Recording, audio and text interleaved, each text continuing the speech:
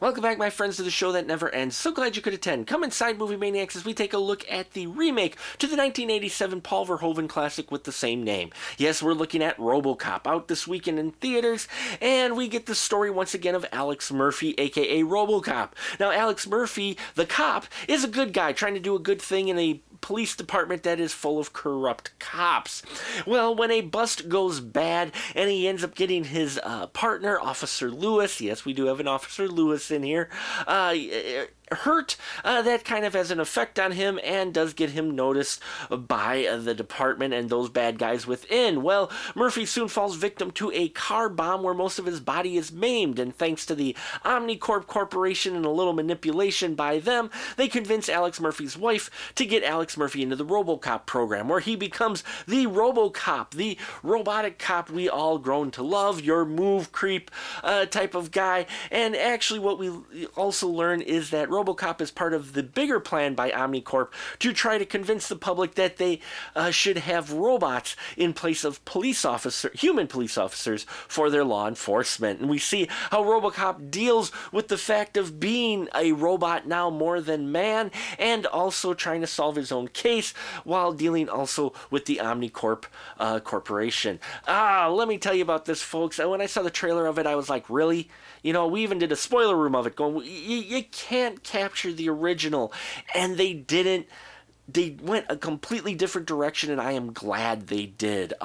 They approached this film from a completely different angle that I didn't think they would, and it was a refreshing perspective on the story. Now, they kept the spirit and some of the themes of evil corporation in the film, but the satire is definitely removed, as well as the gore with its PG-13 rating, which I would have liked to see a rated R rating. But that didn't take away from the enjoyment of this picture, which really focuses around RoboCop and him dealing between being a man and machine and how he's manipulated, and also how his family deals with this. A lot of metaphor in there for, you know, possible veterans who have come back injured and such. So I liked that idea in there as well. But they didn't spit in the eye of the original, thank God. Unlike some 80s remakes, Red Dawn, this one really did not. It gave a few odes, a little line here and there, a little nod, but it really was focused on RoboCop and its original story, which again I was happy to see that they weren't trying to replicate the original. Now you got a great cast in here. You have Michael Keaton in here playing Raymond Sellers, the head of Omnicorp, and the guy trying to get his robots out on the street. I enjoyed his character, though I think it was not written as well as it could have been. One of the things that made the original stand out are some of the a-hole bad guys in here. I mean, really well defined, gritty bad guys. You just hated these guys with a passion. And in this one, you know, Michael Keaton's Raymond Sellers felt more like Bruce Wayne, who got up on the wrong side of the bed, up until near the end where things kind of escalate. But until then, I didn't quite feel him as the bad guy, unlike, you know, or the evil corporation type of guy like he did so much in the first one. Now, there is another villain in here, you know, a main villain that is the focus by RoboCop for most of the story, but even him he didn't have the bite, the teeth, the grittiness, the violence feel that the original villains had in the first one. So that was kind of lacking a little bit. You know, I would have liked a little more defined villains in a film like this. But you also have in here Jackie Earle Haley, who is always great and fun to see on screen. Sam Jackson as Pat Novak, the host of this new news show, this kind of hyped news show, media extravaganza, if you will, kind of a war room if it was on Fox type of deal. You know, kind of that type of angle with it. Loved his character, though, and he was about as close as the satire feeling of the original that you get in this film.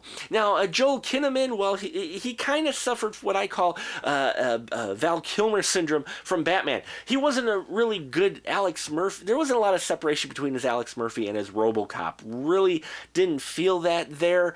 You know, he didn't have a lot of emotion when he was human. So when he became a RoboCop, we didn't see a huge difference in his character, or at least as much as I would have liked to see come across the screen. Now, one of the performances that just stands out, though, among all others, is Gary Oldman, playing that doctor that takes care of and designed RoboCop, basically built RoboCop, and he's a character that walks that fine line between what's good for RoboCop, basically his patient, and what's good for the corporation and himself, and I love that conflict, and Gary Oldman played that so well. Every scene, he just really stole the show, and also upped the A game for everybody else in here, including when he got in banter with Michael Keaton. Personally, was one of my favorite scenes as well. So you've got some great performances in here and a decent story. Jose Padilla really tried to make this a standalone film, to make it stand on its own two legs, and I think he succeeded. While I did have a few issues with it, none as many as I thought I would, so I give RoboCop 3 3/4 stubs. Now, why not 4? Well, the problem I had with the music, I gotta throw this in here, because the music, Basil Poledouris's theme was such a main component with RoboCop, that dun dun dun dun dun, his driving theme. Basil does some great soundtracks in his career, and this was definitely one of them that really fit the film. He had that theme that really fit the movie altogether. In this one, they reprised that main theme that we had, that original theme, but they tried to throw in some remix dubstep thing, try to be a little more hip or whatever, and it really made it sound like crap to me, unfortunately. Maybe it's just because I loved the original theme so much. I mean, if you're going to bring in the original theme, even for a short amount of time, do the original theme.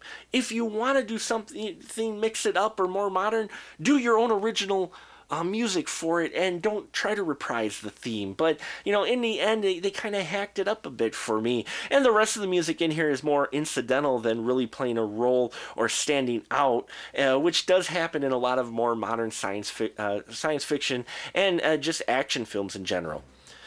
So that'll about do it for us here at the Final Cut. Thank you always for joining us. Hey, if you want to catch me, also catch me on the audio program podcast called Film Jerks. I'm there, as well as Astro Radio Z. That's always a great listen to. They recently did one on Argento, which you should check out if you get a chance. Always a fun podcast to be on, and something for your ears when you're not watching all these great movies that are coming out. So check those out, and until next time, folks, remember, keep that ticket stub.